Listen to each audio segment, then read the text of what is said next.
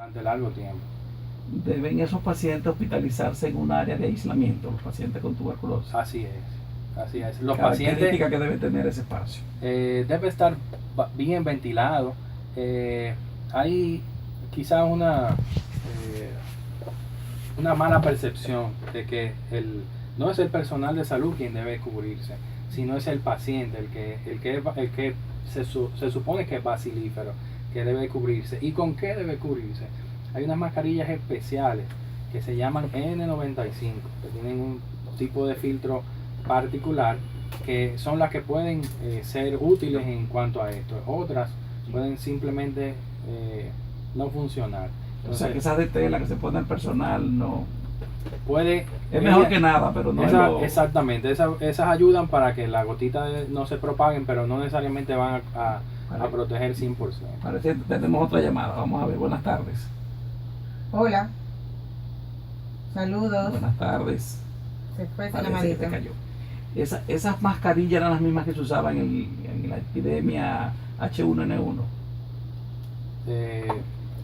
Para el H1N1 tú puedes usar una mascarilla normal, pero podemos decir que sí, pueden funcionar. Creo que está ahí la llamada. Hola. Hola. Bueno, se cayó esa llamadita. Bueno, entonces esa mascarilla, realmente como usted decía, la debe utilizar más el personal médico que está ahí para evitar. No, más el paciente. Más el paciente. El paciente que se está expectorando. ¿Y cómo se cuida el personal médico que está Aislamiento tratando invertido, a ese paciente en esa zona aislada? Con la protección del paciente y con la ventilación. Incluso si penetran rayos solares a la habitación, perfecto, magnífico. Mejor todavía. Mejor todavía. Los sistemas de aire acondicionado, ¿alguna precaución especial? Tienen que ser, ya eso es materia de los que diseñan, ingenieros y todo eso, pero tiene que tener una ventilación con filtros que sean adecuados y no en el sistema de aire general del hospital. Y usualmente en esas áreas de aislamiento existen lo que se llaman cortinas de aire y una serie de mecanismos. Hay algunas también lámparas de ultravioleta, etcétera, etcétera, que son mecanismos que son necesarios para el aislamiento de la sala, no necesariamente solamente del bacilo de tuberculosis, sino también de algunos otros microorganismos que pudieran ser resistentes. Inclusive yo vi en mi rotación internacional habitaciones que eran presurizadas. Ya eso estamos hablando de una inversión en estructura muy costosa, pero son cosas que son prácticamente estándar en países desarrollados. Tenemos que irnos a una pausa, señor director. Franklin Gómez nos informa aquí Vladimir Jiménez. Nos vamos a una pausa y ya regresamos con este interesante tema. Gracias por continuar con nosotros aquí en Actualidad Médica. Todos los sábados 3 a 4 de la tarde usted tiene un especialista aquí en este espacio a quien usted puede llamar, preguntarle y hacerle preguntas de sumo interés del tema que estamos tratando. Y en el día de hoy estamos hablando sobre la tuberculosis, síntomas, prevención y tratamiento con el doctor David Mejía. Y el doctor Franklin Gómez les tiene una pregunta. Sí, es importante, aunque la enfermedad tiene una connotación que puede ser a nivel nacional, y de hecho el programa llega también a toda la sociedad a nivel nacional. Queremos que usted de manera precisa oriente a las comunidades en que en este momento se cuestiona si están o no están en un brote de tuberculosis, como es en Santiago y algunas regiones del norte. Entonces, ¿qué precauciones especiales deben tomar las personas de esas comunidades en esos centros hospitalarios que se habla que hay brotes de tuberculosis? Precauciones para el personal de salud, precauciones para los usuarios de esos servicios de salud, sin infundir temor, pero que sepan de qué forma deben prevenir para no contraer la enfermedad. Así es. Bien, es una pregunta que tiene muchas aristas, pero vamos a comenzar por el comencipio, ¿verdad? Por el principio. Hablamos del Hospital Cabral Ibáez, un hospital que desde la primera vez que se hizo ha estado en constante remodelación. Yo no he hecho vida de salud, de médico allá, pero lo he visitado y es como como muchas de las obras de infraestructura de nuestro país, que son una especie de Frankenstein, son hechas a retazo, ¿no? Y quizás por esas obras de modernización o de ampliación, de reestructuración, probablemente de las áreas donde se están viendo los pacientes no están en el estado que deberían de estar, ni con las medidas adecuadas. Tengo entendido que han sido 7 casos confirmados y son en personal de salud. ¿Qué quiere decir esto? Que ahí hay que tomar medidas y ya se han hecho los planteamientos tanto del colegio médico como por la sociedad de neumología. Lo que hay que proteger es el paciente. No todo paciente de tuberculosis se ingresa. Ese paciente que acude al médico porque tiene una inquietud, está tosiendo, está botando catarro, ha perdido peso, aunque sean pocas libras en los últimos días, quizá la misma tos no lo deja alimentarse bien, o tose tanto que vomita, todo eso. Ese paciente se examina, se le indican todas las pruebas del lugar, se hace su radiografía, todo, y se esperan los resultados. Y si no es un paciente que está inestable o que tiene una dificultad respiratoria, que está desaturando es cuando ya los niveles de oxígeno en la sangre que podemos percibir vía capilar están disminuyendo en unos niveles que pueden poner en peligro la vida del paciente. Ese paciente se manda a su casa a esperar los resultados para el tratamiento pertinente, haciéndole la salvedad de proteger a sus familiares y de estudiar esos familiares también, a ver si hay por ahí algún caso que pueda ser de tuberculosis,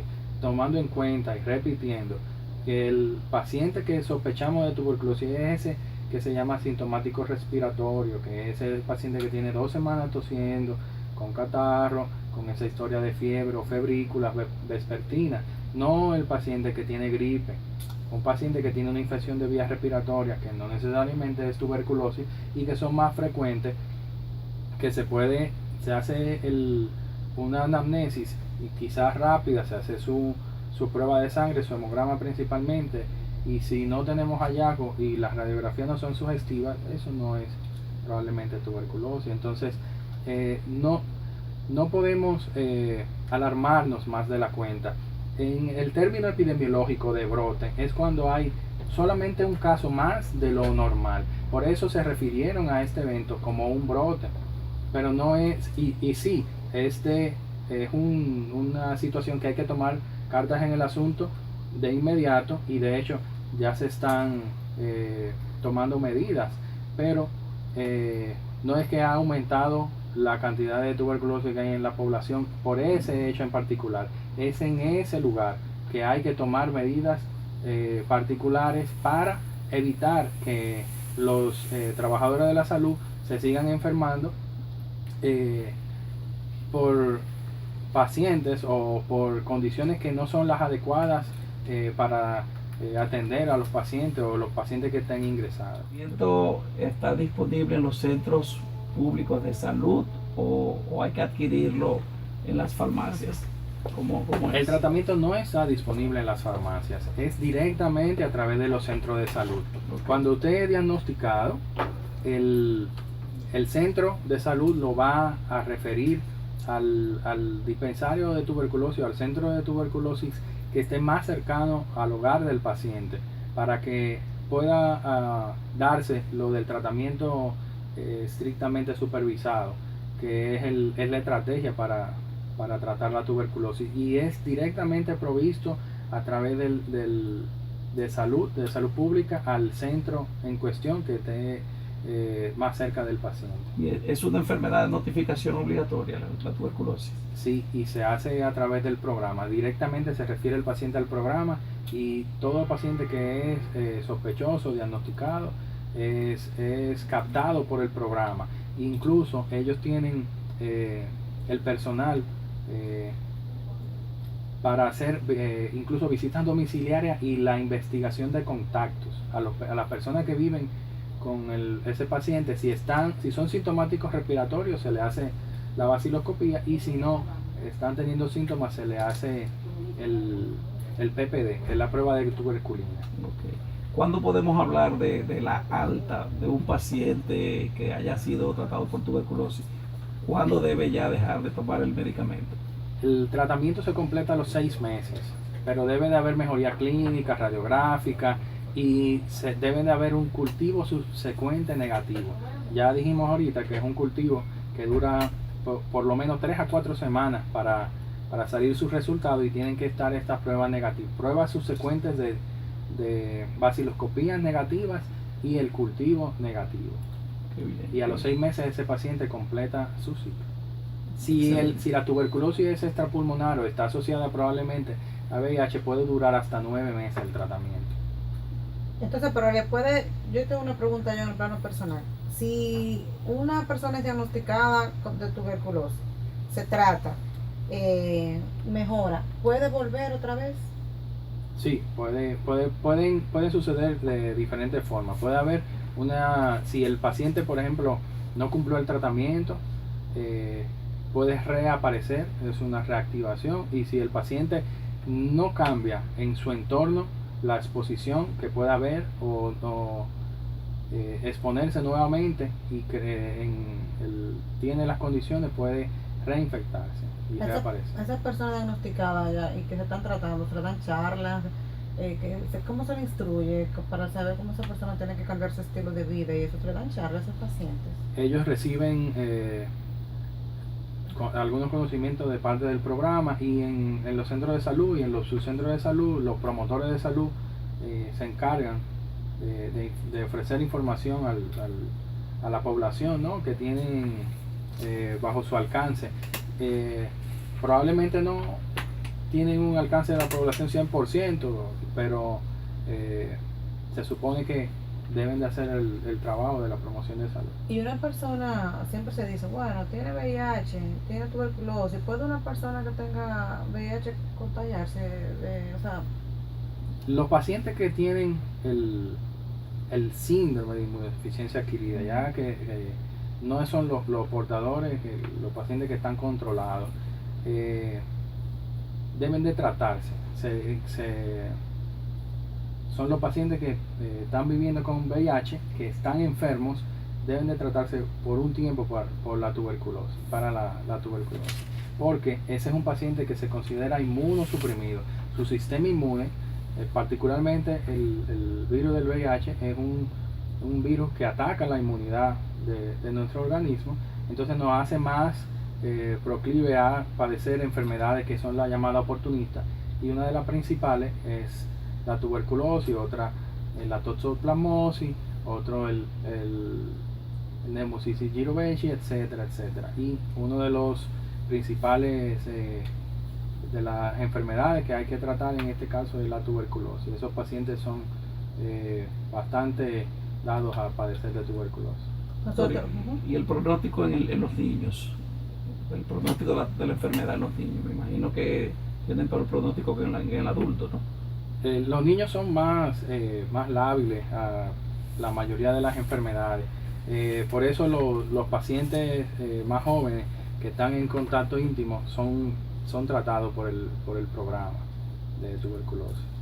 Y ese programa de la estrategia DOCS es tanto para adultos como para niños, es igual para todos. Es igual. Y un paciente que no tiene la facilidad de asistir diariamente a su centro de salud a tomarse de manera vigilada el tratamiento, ¿qué recomendación se le podría dar para que no se le olvide que tiene que tomárselo? ¿A qué hora? ¿Cuál es la dosis? Que no se confunda con los medicamentos. ¿De qué forma se puede orientar a ese paciente? Sí, ya el promotor de salud de la localidad del programa debería visitar al paciente y se orienta de tal forma. No tengo conocimiento si le dejarán las dosis de la semana o si él visitará diariamente, porque quizás se le va a hacer muy difícil, quizás por la carga del paciente que tenga el centro en particular, pero debe de darle la orientación pertinente para que este tratamiento se ejecute de manera exitosa. Entonces, doctor, usted sabe que el tiempo en la radio es oro y se va como terminó. Se va como rápido. Todavía nos quedan unos minutitos, pero sí nos gustaría que usted le diera las recomendaciones a los pacientes que son diagnosticados, las recomendaciones que usted entienda como neumólogo que deben de tener esos pacientes. A los pacientes que han sido diagnosticados, que sean persistentes con su tratamiento, que no se cansen, que deben de ir, que no abandonen que no se dejen llevar, que el vecino, ya no me siento mal, ya yo dejé de toser y de expectorar, dejé de tomarme tratamiento. No, el tratamiento persigue una acción bactericida y esterilizante. Si tú no completas el tratamiento, pues entonces tienes un muy alto riesgo de volver a enfermarte y de enfermarte quizás o de crear resistencia y ya ser una enfermedad de muy difícil tratamiento. Entonces, a tomarse su tratamiento, y las personas que estén cerca, acercarse a su centro de salud para hacerse su vaciloscopía o el PPD, lo que sea apropiado según cada caso, para que estén seguros de que no se han contagiado de la enfermedad. Y no automedicarse, como usted decía. No se pueden automedicar. Y si usted tiene una gripe de 2 semanas, o sea, unos síntomas respiratorios, tos, con expectoración, siente fiebre, vaya al médico. ¿Cómo anda el país con la mortalidad, doctor? Antes de concluir. La mortalidad... ¿Cómo andamos por ahí? Usted sabe que esas enfermedades siempre es importante tenerlas vigiladas de cerca. Y ¿cómo estamos? Mira, la mortalidad, tuberculosis con VIH anda alrededor de 3.6 por cada 100.000 habitantes. La mortalidad excluyendo la tuberculosis con VIH anda aproximadamente 4.6 casos por cada 100.000 habitantes. Es importante decir que el gobierno tiene un presupuesto de alrededor de 15 millones de dólares para el diagnóstico, manejo, de tratamiento de la tuberculosis, de los cuales aproximadamente un 60% vienen de fondos locales.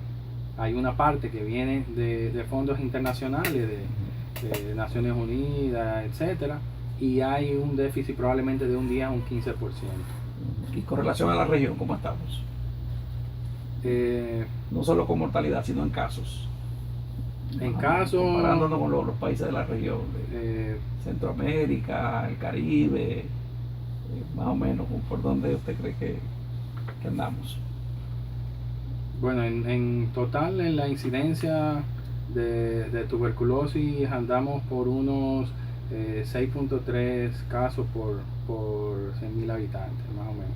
Okay. Bueno, doctor, y si alguno de nuestros oyentes quiere tener una consulta con usted, ¿dónde puede acudir? Bien, yo laboro en el Hospital Nelia de las Loras, también en la Clínica Cruz Jiminián, y tenemos una práctica de medicina del sueño, que estamos en la Torre Capé, en La Esperilla. Los horarios que tiene usted en la clínica, en el hospital. Martes, miércoles y jueves en horario de la mañana. ¿Eso es en la clínica? Sí. Bueno, pues ya ustedes saben, nosotros quisiéramos agradecerle al doctor David Mejía por estar aquí. La invitación queda abierta para cuando usted guste, vuelva a este espacio suyo para poder orientar a la población. Muchísimas gracias.